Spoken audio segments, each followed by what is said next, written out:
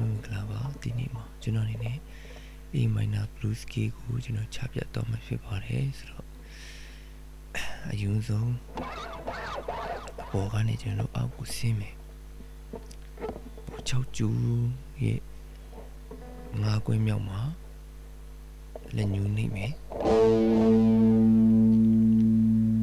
6ကျူရဲ့10ကွင်းမြောက်မှာလက်တန်း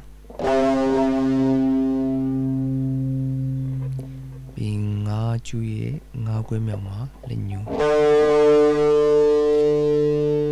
ပြီး5ကွင်းရဲ့5ကျူရဲ့6ကွင်းမှာလက်ကလေးပြီး5ကျူရဲ့9ကွင်းမြောက်မှာလက်တချီပြီး4ကျူရဲ့5ကွင်းမြောက်မှာလက်ညှိုး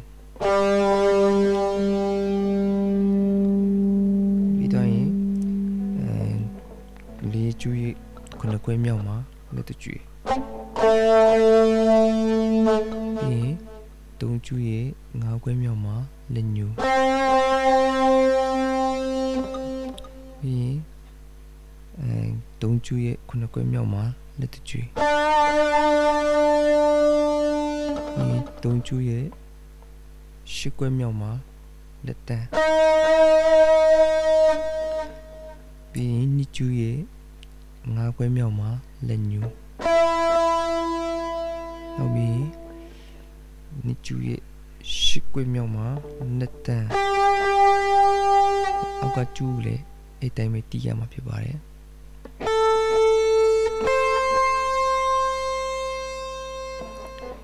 ပေါ်တက်မယ်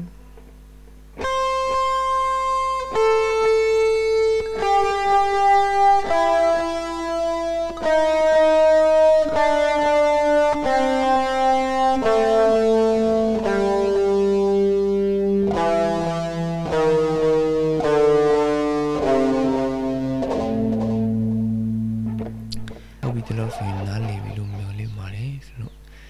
ကျွန်တော်နောက်ထပ်ဗီဒီယိုမှာပြန်တွေ့ကြမယ်